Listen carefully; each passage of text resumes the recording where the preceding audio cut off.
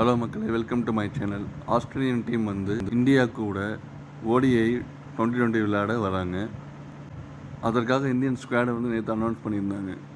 2020 பொறுத்த வரைக்கும் பெரிய டிஃப்ரென்ஸ் இல்லை. ஏசியன் டீம் விளையாண்ட டீமே கண்டினியூ பண்ணுறாங்க. பட் ஓடிஐ டீம் பொறுத்த வரைக்கும் நமக்கு வந்து ஒரு ஷாக்கிங் நியூஸ் இருந்துச்சு. அது என்னான்னு பார்த்தீங்கன்னா, ரோஹித் சர்மா வந்து கேப்டன் பதவியிலேருந்து தூக்கியிருந்தாங்க. அவர் இனிமேட்டு ஒரு பிளேயராக மட்டும் தான் கண்டினியூ பண்ணுவார். அதுக்கு பதிலாக புதிய கேப்டனாக வந்து சுமன் கில்லை வந்து நியமிச்சிருந்தாங்க. ஸோ வைஸ் கேப்டனாக வந்து ஸ்ரேயஸ் ஐயரை வந்து நியமிச்சிருந்தாங்க. இந்த நியூஸ் நிச்சயமாக ரோஹித் சர்மா ஃபேன்ஸுக்கு வந்து ஒரு ஷாக்கிங்காக இருந்திருக்கும். ஏன்னா அவங்க வந்து என்ன நினச்சிருப்பாங்கன்னா, 2027 வேர்ல்டு கப் வரைக்கும் ரோஹித் சர்மாவே கேப்டனாக தொடருவார். ஏன்னா அவர் தலைமையில் தான் நம்ம வந்து லாஸ்ட் 2 இயர்ஸாக 2020 சாம்பியன்ஸ் ட்ராஃபி கப் வின் பண்ணோம். ஸோ அதனால் அவரே வந்து கேப்டன் பதவி விட்டு மாற்ற மாட்டாங்கன்னு நினச்சிருப்பாங்க. ஆனால் இதுக்கு பிசிசிஐ வந்து என்ன விளக்கம் கொடுக்குறாங்கன்னா, 3 ஃபார்மேட்டுக்கு 3 கேப்டனுங்கிறது நமக்கு செட் ஆகாது. ஸோ அதனால் சூரியகுமார் யாதவ் வந்து 2020 கண்டினியூ பண்ணுவார். ஓடிஐ மற்ற டெஸ்ட்டை வந்து சுமன் கில்லை வந்து கண்டினியூ பண்ணுவார்னு சொல்கிறாங்க. இதுக்கெல்லாம் என்ன காரணமாக இருக்கலாம் அப்படின்னா, ரோஹித் சர்மாவுக்கு ஆல்ரெடி 38 வயசு ஆகிடுச்சு.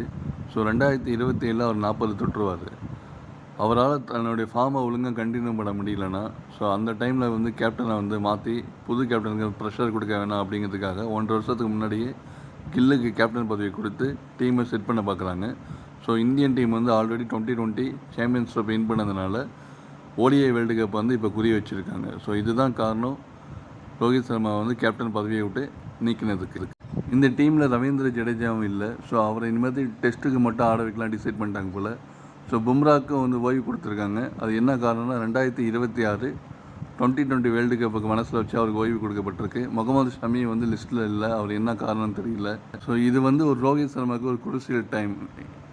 அவர் வந்து ஒவ்வொரு சீரீஸும் தன்னை ப்ரூவ் பண்ணிட்டே இருக்கணும். இல்லைன்னா வந்து அவர் டீம் விட்டு தூக்கிடுவாங்க. ஸோ விராட் கோலி பொறுத்த வரைக்கும் அவருக்கு அந்தளவுக்கு ஏஜ் ஆகல. அதனால் 2027 வேர்ல்டு கப் வரைக்கும் ஷுவராக ஆடுவார்.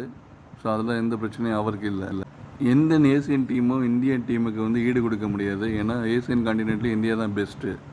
ஸோ பாகிஸ்தானும் சரி, ஸ்ரீலங்காவும் சரி அவுட் ஆஃப் ஃபார்மில் இருக்காங்க. ஸோ நமக்கு வந்து வேர்ல்டு வைடில் நெக் டு நெக் டஃப் கொடுக்குற ஒரே டீம் ஆஸ்திரேலியா தான். ஸோ அவங்கள வந்து 2027 வேர்ல்டு கப்பில் வின் பண்ணணுன்னா, ஸோ அதுக்கு இப்போவே வந்து ஒரு டீமை வந்து செட் பண்ணி அவங்களுக்கு வந்து தயார்படுத்தணும் அப்படின்னு பிசிசி நினச்சிருக்காங்க. ஸோ இனி வர காலங்களில் இந்த இளம் டீம் வந்து எப்படி பர்ஃபார்ம் பண்ணுறாங்கன்னு பார்க்கலாம்.